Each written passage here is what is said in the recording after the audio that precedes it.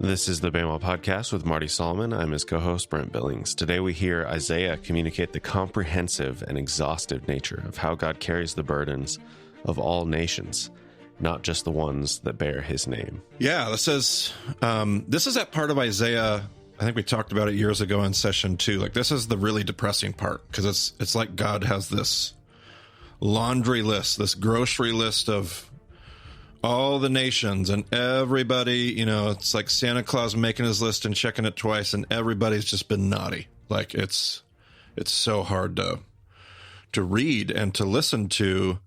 And yet, as I've continued to think about and just kind of pore over Isaiah in different ways, like, this section becomes important to me because I feel like at least and I think many of us kind of go one of two directions when we read the prophets.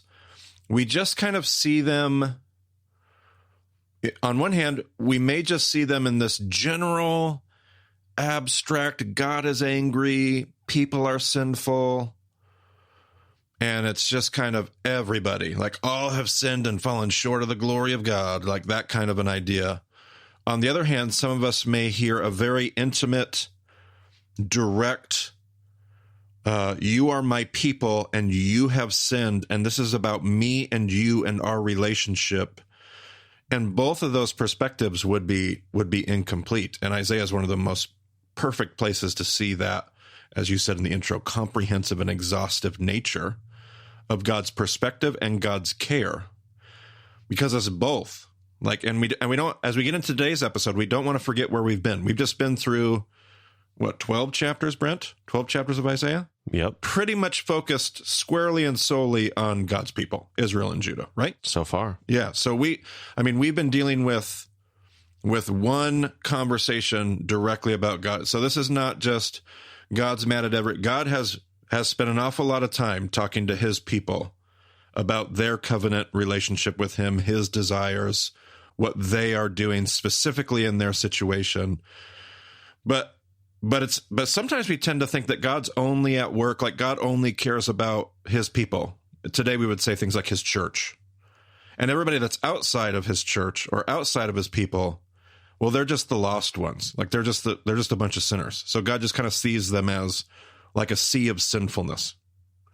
But what he really cares about is like his people and his church, and Isaiah, as well as so many other things in Torah and everywhere else. Isaiah is one of these things that show us, no, like, God may not have the same covenant relationship with Babylon, but God cares about every last person in Babylon.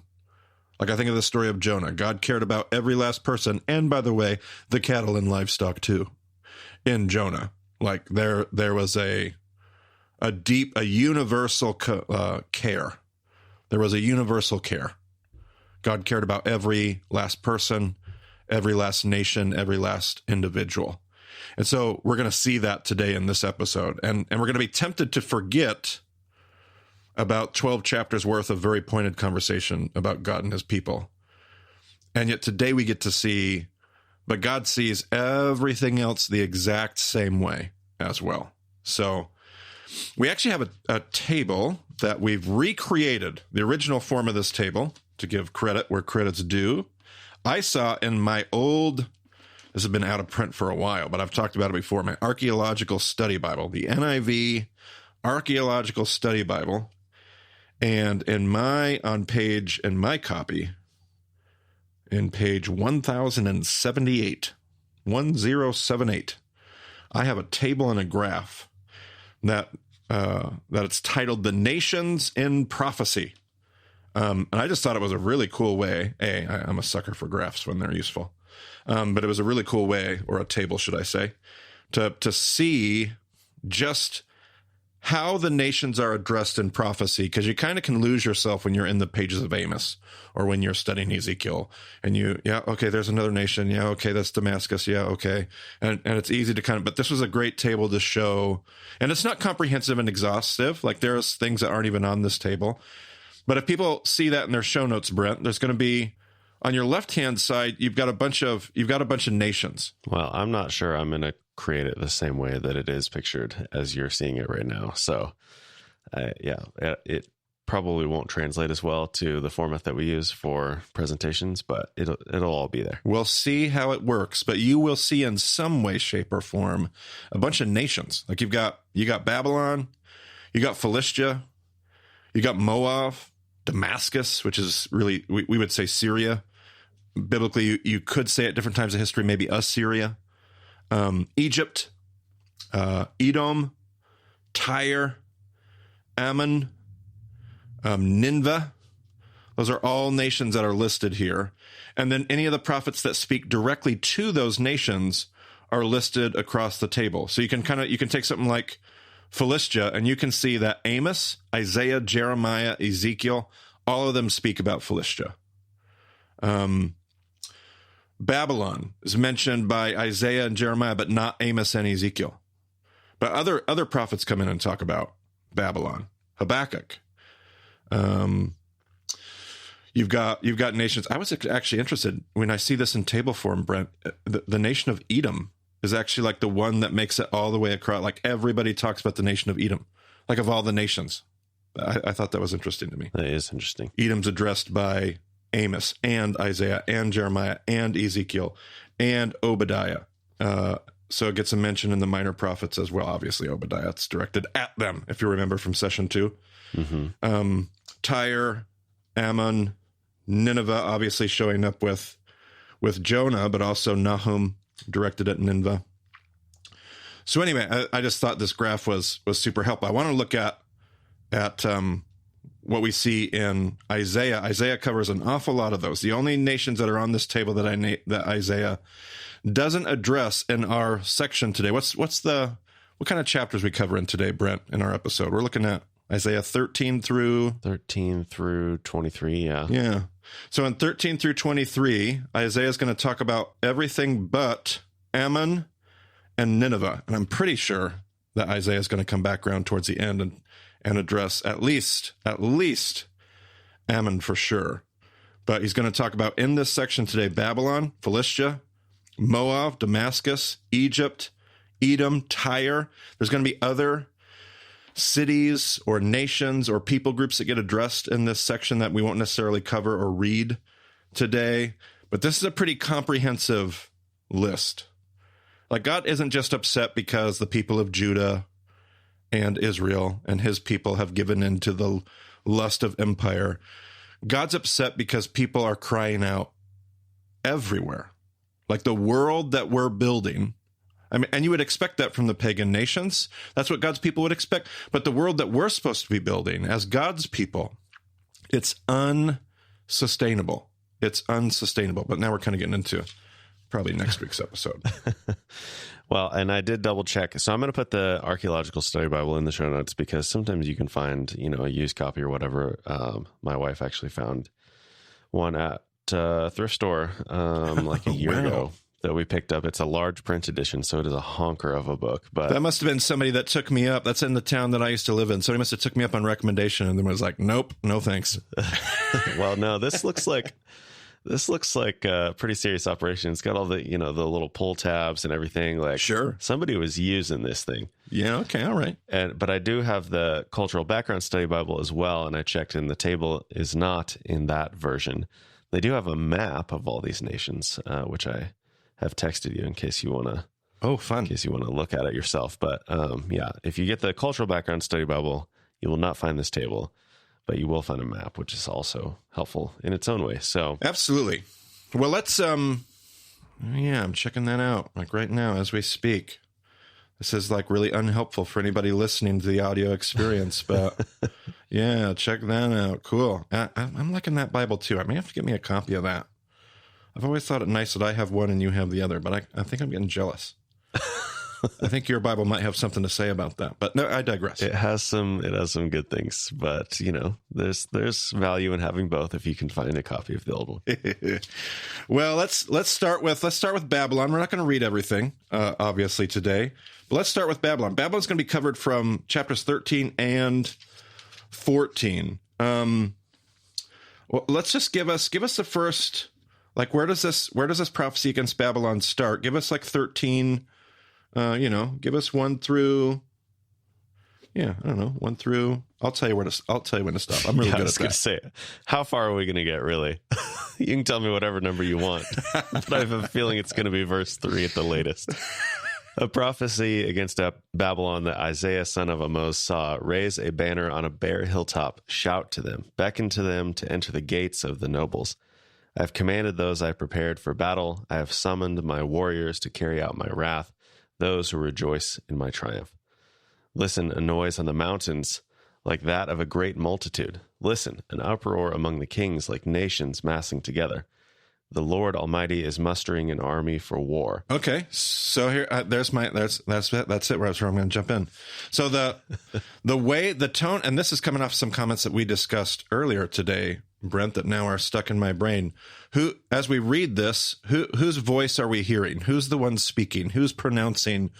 Who is the I? This should be Isaiah at this point. Well, definitely, practically, it's Isaiah. I'm trying to figure out if it's the voice of Isaiah himself or the voice of the Lord. What did the opening verse say? Just a prophecy? A prophecy, yeah. I have commanded my holy ones. A prophecy that Isaiah saw. Yeah, there you go. It just feels like I have commanded my holy ones. Sure feels like the voice of who? Yeah, I mean, it does, yeah. Although they're not putting in quotation marks, and I think I agree with that interpretation because it's not, there hasn't yet been the Lord says, or the Lord Almighty says, and we'll see those later. Yeah. I've seen one of the sources I've been using for our study. I can already tell the show notes today are going to be long. Is we've talked about Robert Alter's translation of the Tanakh. And I've noticed throughout the study of Isaiah, in Alter's perspective, Isaiah he seems to go in and out of. Micah does the same thing. I did another teaching on Micah recently and using Alter's material. Seems to go in and out of, and I don't know if it's part of this pathos we talked about episodes ago, but goes in and out of the voice. And so Alter will make notes because he's like, I'm not sure this belongs in quotations, but Isaiah is definitely speaking on the Lord's behalf, using his first person voice. And so it makes it tricky for them to know how to use quotations. But this definitely feels like, at least, even if it's Isaiah saying who is the one behind the action? Who's the one moving the pieces of the cosmos? Let's put it that way. Well, then it would be the Lord Almighty.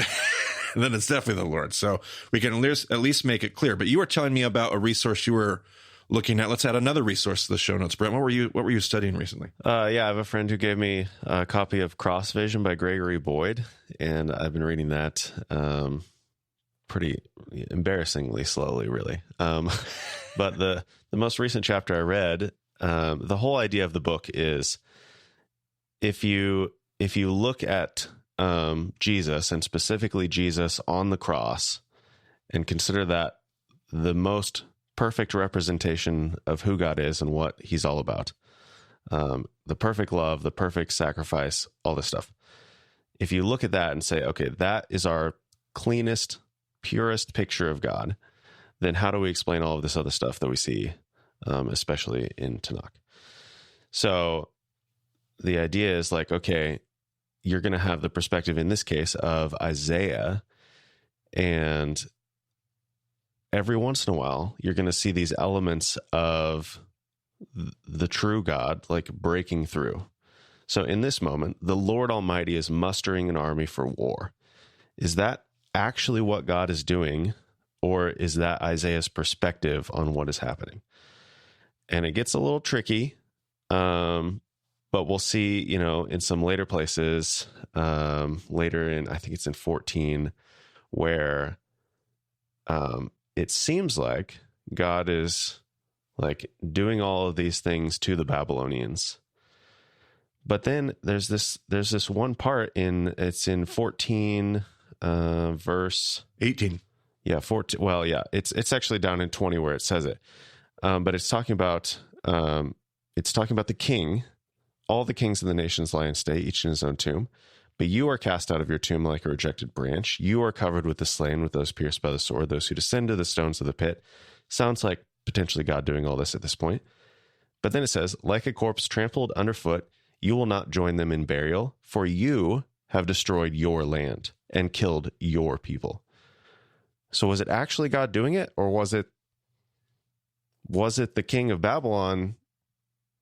And whether he's making mistakes or whether he's being intentionally abusive and malicious to his people, I don't know. But it's like, okay, so it seems like even though we said that God is doing all of this stuff, and then right after that, it goes back to, I will rise up against them, declares the Lord Almighty.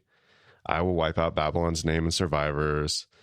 It's like, okay, well, but then why did it say that the king of Babylon is destroying his own land and killing his own people? Right. So we have to try to untangle all of that. Right. And I think for those of us who read the Bible, we have that tension where it's like, didn't it just say that? But now it's saying this. And it's like, I think our instinct, our natural bent is to trust Isaiah as the prophet of the Lord. But like, yeah, he's a human just like the rest of us. So it's like, we know that we make mistakes. So maybe he's making a mistake. Maybe he's seeing the wrong perspective, or maybe he's making assumptions about what God is doing without having actually heard it as clearly as we would like it to be. And yeah, the other aspect of the book is like, even though God knows what's going on, like God is still willing to use Isaiah, and some of those things will break through. And then, God's saying like, look, I'm going to partner with these people anyway. I'm going to be a part of what they're doing. And eventually we're going to get to a fuller, better understanding of who I am and what I'm doing. But I'm going to continue to work with them, even though the perspective on what I'm doing in the world isn't perfect at this point. Sure. Yeah. There's some things that jump off that conversation that are really helpful for me. One of them would be, we've talked about before in our earlier material about the Jewish perspective of whatever you want to call it, double point truth, of paradox, their ability, like we kind of, at some point in our, I think it was like session 4, give or take, like we somewhat poked fun at how Western thought has to do an either or. Is it God pulling the strings? Is it determinism, or is it free will in our choices? And the biblical world of Judaism saying, obviously both. And they maintain not an either or, is it this or is it that, but a both and. Like there is a direct relationship between, in this case, as you see in Isaiah 14, the actions of the king of Babylon, which is what has gotten God's attention, and where the guilt lies very squarely and very directly. It keeps you from being able to say like, well, God's just doing what God's going to do from his heavenly throne room, and it really doesn't matter. No, this was directly in direct relationship to the imperial injustice, to the immorality of the kingdom you're building, the way that you're leading. Like this is absolutely about your choices. And yet this isn't God sitting back and just kind of watching it unfold either. God is absolutely actively involved. It's this both, and it's caused him to rise up. Isaiah 13, rise up. There's a banner being raised. God is about to move. So God is moving, and yet there's a direct relationship between the movement of God and the actions and behaviors of the people that are like, it's this marriage. It's what Reed talked about a few episodes ago. It's that disgruntled parent. It's that frustrated, scorned husband. There's a relationship that you could never necessarily untangle and pull apart. It's those two colors of Play-Doh that you've smashed together. You're never gonna get those two colors back apart again. And it's that relationship at play there. I would be interested, just because language matters, and to circle back around, like when Boyd talks about, I'm familiar enough with Boyd's work. I would assume, I haven't read that book in particular. I would assume that Boyd would be very careful about his language when it comes to the perspective of the prophet versus whether or not the prophet is making mistakes, as he pins what I'm sure Boyd would affirm would be inspired scripture. That was my word. I don't believe that Boyd said that he was making a mistake. Yeah, and I didn't want to throw you under the bus, but that will that language will certainly matter. Like I go back to, that's what I found so helpful about the end of session 2, when we talked about the prophetic table and we talked about all the different perspectives, because it maintains what Boyd's talking about. Like every one of these prophets and every one of these authors they're not God, they're inspired, but they still they can't see things through God's perspective. It's impossible. They're still a human author. And so they have their limited understanding, inspired, infallible, without mistakes perspective, but it's still their perspective. And that's why you have to have, well, what about the perspective from a little bit later in history? What about the perspective on the other side of the table? What about all those perspectives matter? And then we don't have to wrestle with whether or not the author made a mistake, but simply, and what I love about Boyd is he's so Christocentric. So now I get to hear the voice of Jesus, who comes in and literally says, this part of the prophet I love, and then kind of like rearranges things, because he's like, this is the perspective we need right now. And I'm Jesus, and I'm the one that gets to make that decision. And that's what I find so helpful about our relationship to the prophets. But yeah, it's really good. It's really good. Yeah, if anything, my critique on this book would be that it makes the entire point of what Jesus is doing about the cross and discounts the rest of what he did in his life, which I think we've spoken about quite a bit in session 3. We have. But I mean, that is the point of this book necessarily. So, and that is definitely Boyd's, I mean, that is his theology. We've even addressed that as well. And part of where I would probably diverge from his perspective, but I mean, he's being true to the theology that he brings to the table, which I find to be incredibly helpful, even in ways that I diverge from it, but very helpful. And this book, Cross Vision, is it's already quite thorough, so much more thorough than what I have relayed in these moments on the podcast. But it's actually it's a 250-page condensed version of a much larger work that he did called The Crucifixion of the Warrior God. Yes. Which is 1,500 pages, which he's constantly referencing. He's like, okay, here's this and this and this. And if you want to know more about this, or if you want some more examples, then you can go reference the other thing. So if you really want to dig into his perspective on this, that's the tome. Crucifixion of the Warrior God, 1,500 pages. That's the tome right there. That is the staple work. Love it. Well, let's just bounce through and see some of these other. Philistia has a short little passage, but it has a passage. Why? Because what's happening in Philistia matters to God. Give us chapter 14, verse 29 through 32, Brent. Well, I'll start in 28. Okay. Because it says, this prophecy came in the year King Ahaz died, which could potentially be important. Oh, okay. A context for this. Do not rejoice, all you Philistines, that the rod that struck you is broken. From the root of the snake will spring up a viper. Its fruit will be a darting, venomous serpent. The poorest of the poor will find pasture, and the needy will lie down in safety. But your root I will destroy by famine. It will slay your survivors. Wail, you gate. Howl, you city. Melt away, all you Philistines. A cloud of smoke comes from the north, and there is not a straggler in its ranks. What answer shall be given to the envoys of that nation? The Lord has established Zion, and in her his afflicted people will find refuge. All right, so God cares about Philistia, which is, I think we hear these biblical nations and we're like, yeah, we get it. But Babylon and Philistia are wildly different settings, not just geographically. Babylon, and at this point in history, it all depends on when you think Isaiah is being written.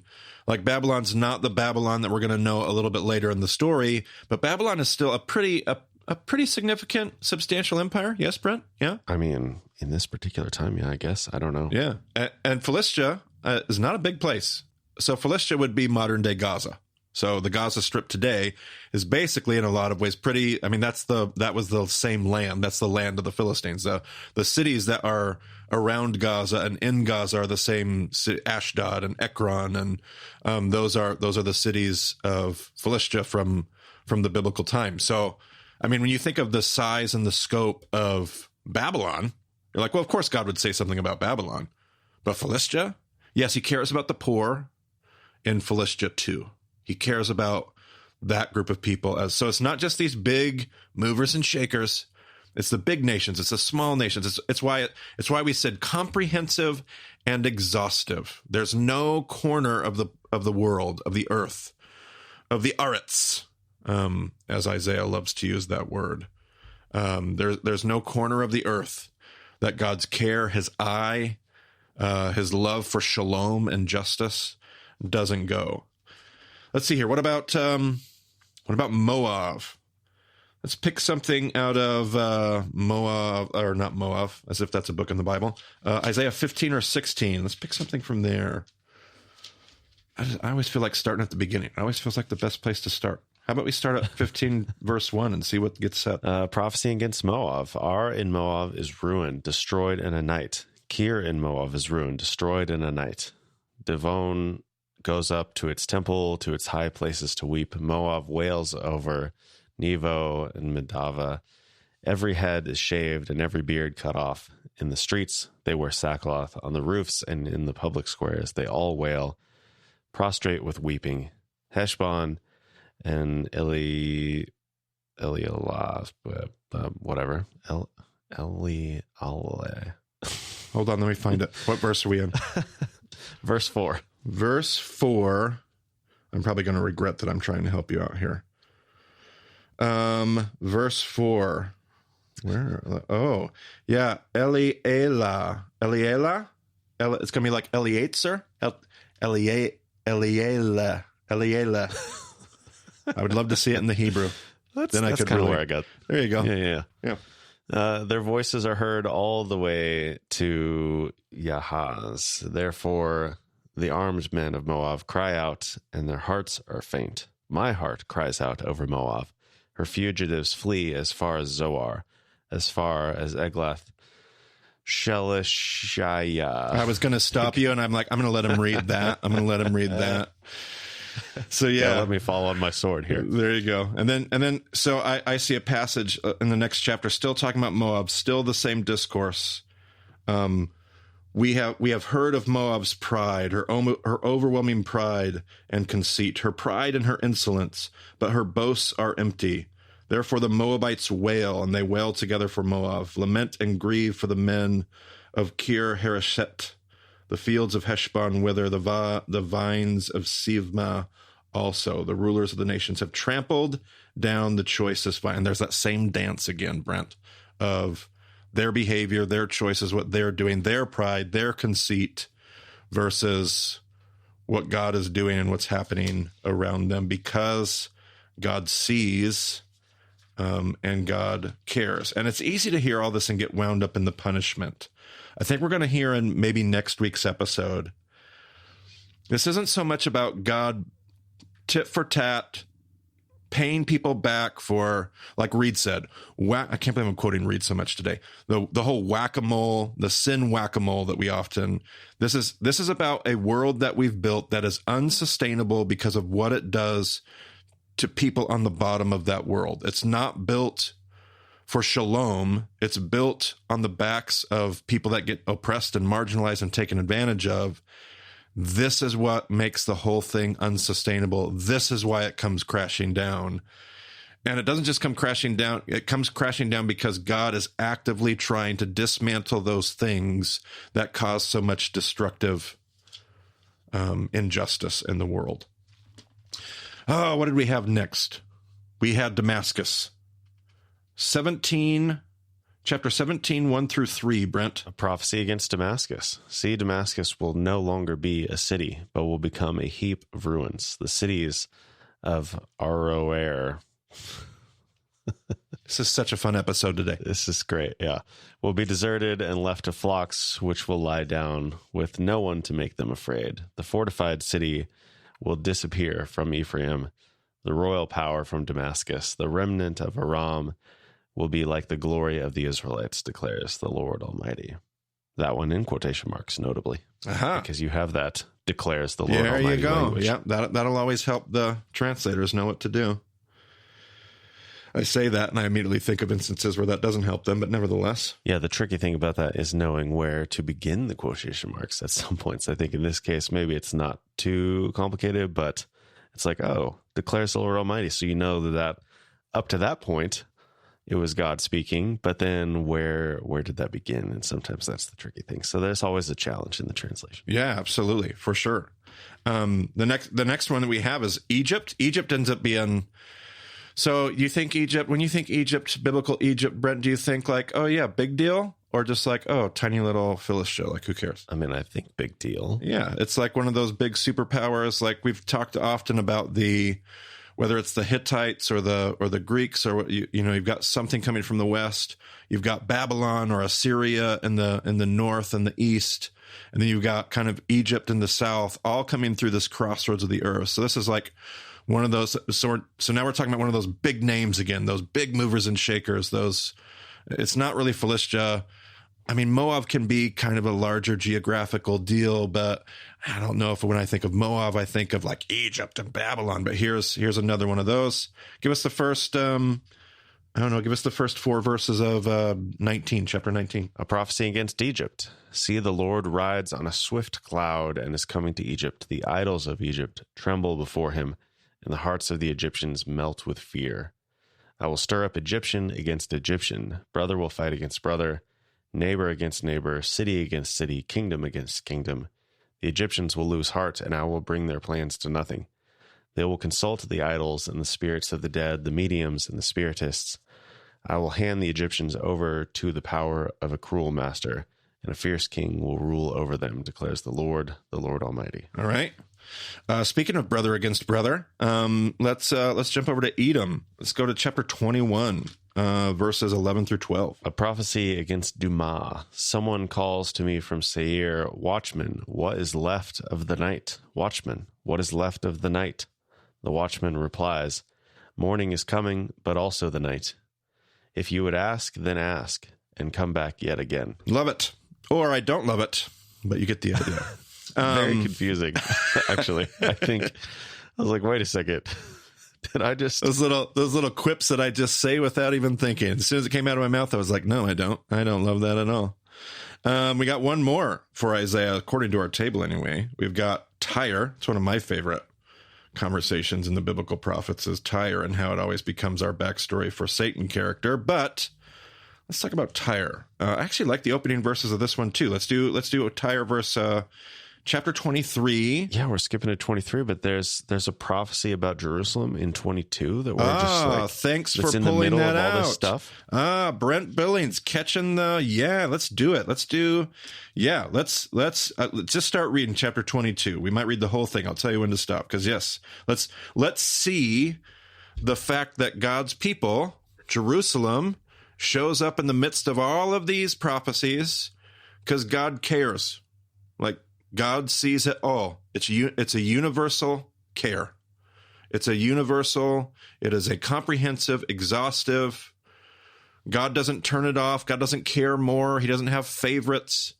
God cares about every wealthy person stewarding their wealth in every nation. He cares about every poor person being taken advantage of. He cares about every situation. God sees it all, including the outsiders, including the insiders. So let's not skip it. I love that you caught that.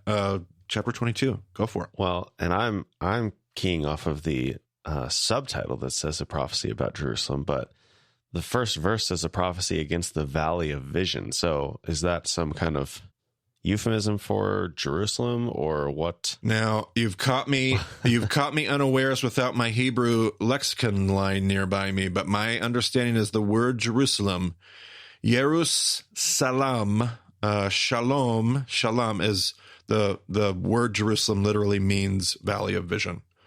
I would have to check and see what Hebrew word is used in verse 1 when it says the. I wonder if it said ha. I wonder if it's Yerus. Well, the NET footnote just says it's unclear why it would be referred to as that. So I don't know. All right, hold on. Wait a minute. The NET says it's unclear why it would be. Yeah. Are you serious? It says the following message pertains to Jerusalem. The significance of referring to the city as the Valley of Vision is uncertain. Perhaps the Hinnom Valley is in view, but why it is associated with prophetic revelatory quote-unquote vision is not entirely clear. Maybe the Hinnom Valley is called this because the discussion that will take place there is the focal point of this prophetic message. Well, if this episode goes along today, everybody, it's going to be Brent Billings' fault. Isaiah 22. That is so weird, NET. Sometimes it takes the weirdest takes. I know. Well, it references verse 5. It says, verse 5 says, the Lord Almighty has a day of tumult and trampling and terror in the valley of vision, a day of battering down walls and of crying out to the mountains. Yeah, so the Hebrew word there is not, it's the word I would be more familiar with for valley. It would be gaye. Like we say, Gehenom,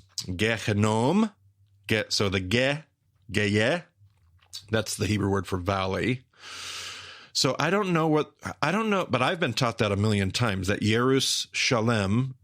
Jerusalem meant valley of vision. I don't know if there's a second word for valley, or I don't know if it's like being pulled over from some other Semitic language. That would be a great question for Elle. Where is Elle when we need her? We just need a phone a friend option in the Bema podcast.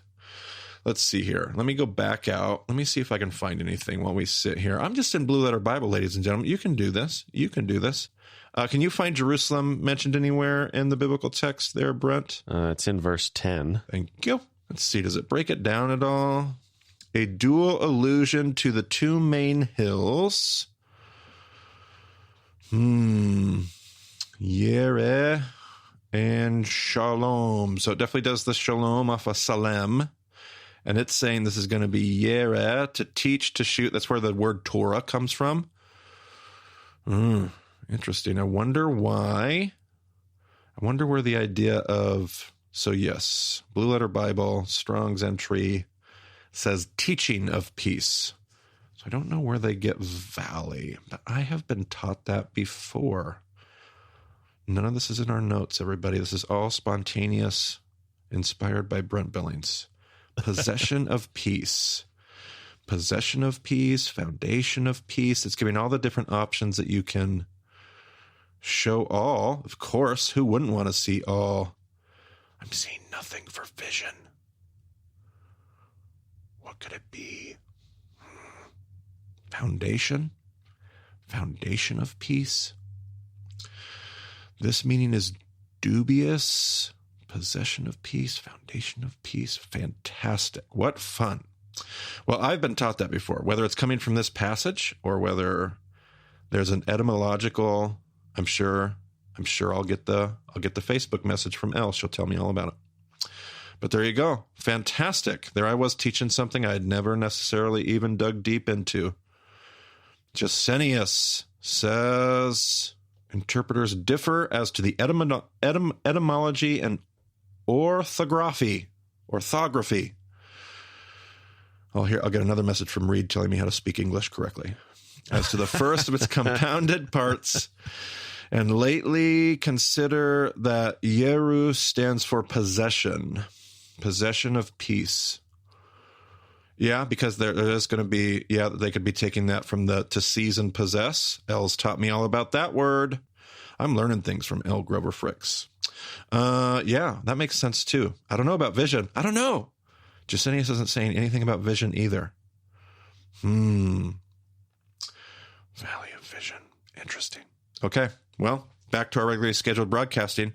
Keep on reading, Brent. It's not like we have a ton of notes. So, Okay, a prophecy against the valley of vision. What troubles you now that you have all gone up on the roofs, you town so full of commotion, you city of tumult and revelry? Your slain were not killed by the sword, nor did they die in battle. All your leaders have fled together. They have been captured without using the bow.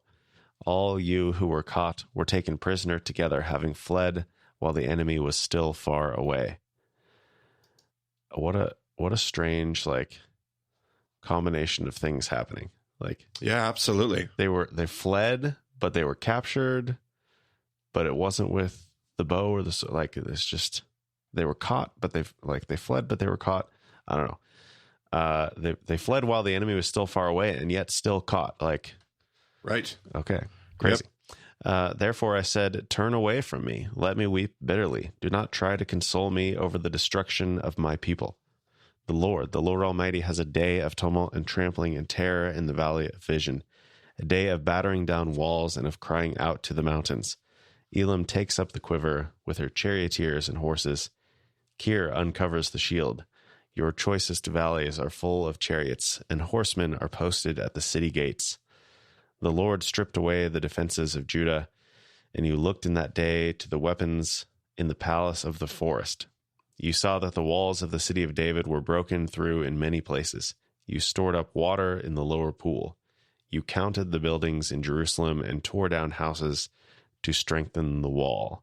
Which, that fits with what we've learned previously about city gates and city walls and 100%. casemate housing and all that stuff. It fits the history. It fits the context. It's also going to fit. I don't know what I mean. Like, it's also going to fit their future. Like, this is the same things that are going to happen for centuries to come. Like, I'm still fascinated by what you pointed out. Like the whole tone and tenor of this prophecy. Like, you left before the sword even got to you. Like all these other prophecies, it's like the destruction, the terror, and you guys, you didn't even give me a chance. Like, I feel like that's the prophecy is, if you would have trusted in me, like to go back to the beginning of Isaiah, to think of what Isaiah said to Amos, like if you would have trusted in me, if you would have just stayed, trusted the story, I would have delivered you. But you didn't even give me a chance. You were gone before this even got started. And so the prophecy is not necessarily just heaping on the cowardice, but just the fact that there was no faith, there was no trust. And so the Lord is left to like weep and wail because I didn't even get a chance to show up. How about we jump ahead and do the Tyre one, just to keep the tone and not the tone, but keep it all balanced. A balanced table. Balanced table. Everybody's here. A prophecy against Tyre. Wail, you ships of Tarshish, for Tyre is destroyed and left without house or harbor. From the land of Cyprus, word has come to them. Be silent, you people of the island, and you merchants of Sidon, whom the seafarers have enriched. On the great waters came the grain of the Shihor. The harvest of the Nile was the revenue of Tyre, and she became the marketplace of the nations. Be ashamed, Sidon, and you fortress of the sea, for the sea has spoken. I have neither been in labor nor given birth. I have neither reared sons nor brought up daughters. When word comes to Egypt, they will be in anguish at the report from Tyre. That is good enough for me. I think we get the idea. And I don't mean that in like a trivial, like swipe of the hand kind of a way. Like we have seen God address nation after nation. I'm trying to think, Brent, if they were like missing like on a map. If we talked about Ammon, not in Isaiah, but he will. Talk about Moab, Philistia, Judah, Israel. We've talked about Babylon, Egypt. Cush was in there. We didn't necessarily talk about Cush. Cush was in there. Scholars debate exactly who and exactly where Cush is, but it's Egypt-ish. We've talked about Egypt-ish. Yes. Yeah. Some say north and some say south. So it all depends on who you're looking at, trying to figure out who Cush is. But if you're thinking Egypt, you're thinking the right direction. Like God has taken a look at the whole map and said, I see it all and I care about it all. And I think one of the takeaways for me, it's like so hard to read this portion of Isaiah, just when we read it as the Bible, as the book in front of us, and we're trying to just exegete it. And one of the things about this section for me that I can think about in my own world, the truth hasn't changed. God cares about all of it. Like God cares about Christians that bear his name. He cares about the church. He also cares about just as much. He cares literally just as much about everybody who doesn't bear his name, who is not a part of his church. He cares about what's happening in America. He cares about what's happening in Mexico. He cares about what's happening in the socialist setting of Venezuela. He cares what's happening in Ukraine right now. He cares about what's happening in Israel, and he cares about what's happening in Gaza. As we record this episode, a lot is happening in all those places. He cares. He cares about and nobody is left out. And this idea that there's like one group of people where like God cares about the immorality and the injustice and the destruction and the pride wherever it shows up, no matter where it shows up. God cares about it, and God has something to say about it. Now, what God does is completely up to him. That's what makes him who he is. But we can see in this passage the fact that nothing goes unnoticed and that everything and everybody matters. It's under the purview of the Creator who cares about his creation. Every last corner, every last city, every last nation, it matters. It matters. And so in the midst of all those things, and even our own world, we always find ourselves trying to figure out like, well, which side do we need to be on? Like which side? And we learn from this passage, shalom, like God, we need to be on the side of shalom and peace. And wherever that's happening, that ought to be celebrated. And when it's not taking place, God grieves. And if we're the ones behind it, we ought to hear the warning and heed what we've learned from history about what that leads to. It is at the very best unsustainable. It is at the very worst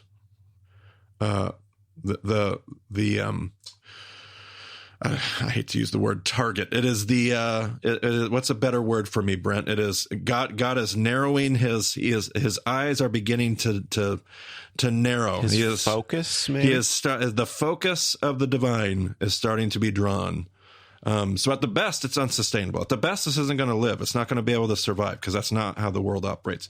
At the worst, we have gotten the attention of God in a very, very bad way. So these are the things that we can learn, and it's not. And there's no corner, there's no flag, there's no nation, there's no people group, there's no church. There's where like you get a free pass. Nobody gets a free pass. God cares about it all. God's bringing shalom to the whole earth, and that's what he's up to. And we see that in these crazy passages of condemnation today. Okay, well, good enough. Plenty of I think. I would encourage people to go back and read, we didn't cover every verse of every passage here. And sure didn't. There's probably some interesting stuff in there that we probably would have loved to highlight if we went through everything with a fine-tooth comb. Where there's probably some stuff in there that it's like, I wish we would have mentioned that. But that's the whole reason that we do this together. This is why we get in discussion groups. This is why we get a friend and we dig into the text together. So I'd encourage everyone to do that. Amen and amen. All right. If you want to know anything else, you can go to BamaDiscipleship.com. We'll have the presentation with some sort of a table. I think my hunch is I'm probably going to make one slide per nation that is addressed. So you'll see all those Isaiah passages that we were using, but you'll also see where those nations have been addressed in other prophets. It's perfect. Well, that'll do it for this episode then. So thanks for joining us on the Bama Podcast. We'll talk to you again soon.